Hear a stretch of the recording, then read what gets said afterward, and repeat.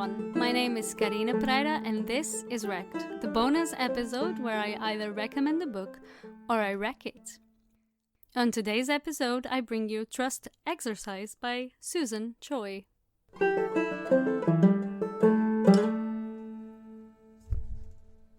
So, usually when I do this wreck or wreck thing, I like to say straight ahead if I like the book or I didn't like the book. And I gotta say immediately that I did not like this book.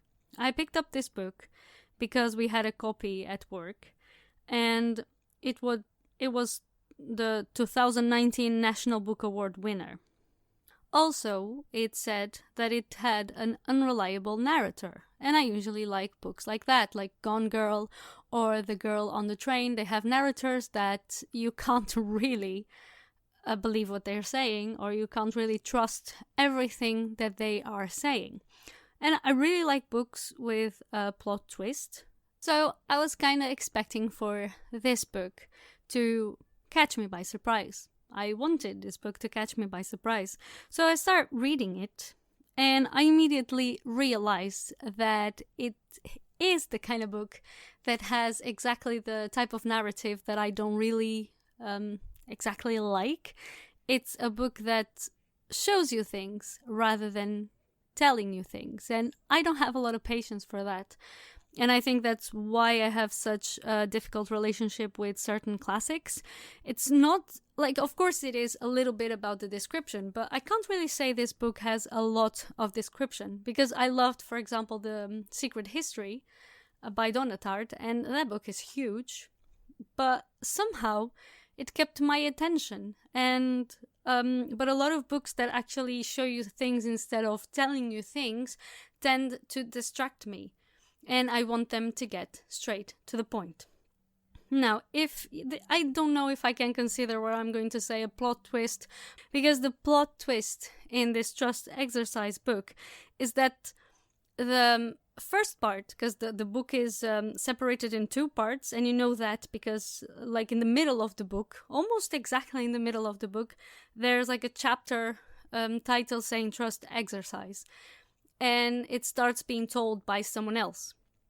So the plot twist is basically that the main character and the main characters in the first part of the book are actually a story that is real, told by someone, and then on the second part of the book, someone else who was like a peripheral character in that book comes to say the story was not exactly like this. To be honest, I did not finish the book. I read the second part, or I finished the book, I read the second part, but I skimmed a lot through the pages. So it's what in Portuguese we call it, read it diagonally, because I definitely did not read everything. I skipped a lot of pages with descriptions and story that I really didn't care about, and then I skipped to the end as well. So this was DNF, because I had given 2 weeks of my life to this book, thinking that maybe I would get something good from it, but my perseverance did not pay off. So what I didn't like about this was that I could not relate to the characters.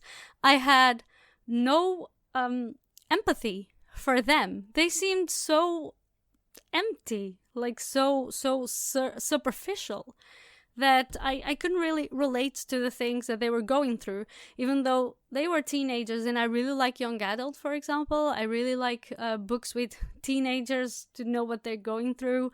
I kind of remember as well what it was like to be a teenager and how important things are.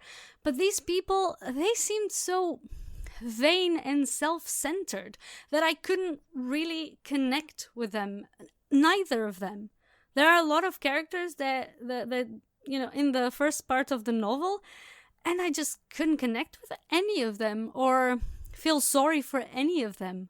And I also think that there's a lot of philosophical thought, and it doesn't tell you exactly too much about emotion. And mostly, like, when you relate to a character, is to the character's emotions. And that's what's important also, I think, in a story, what the character is feeling, how they're perceiving things. And in here, I didn't really get a lot of the emotion from characters. So again, they seem very superficial. So I would not recommend this book.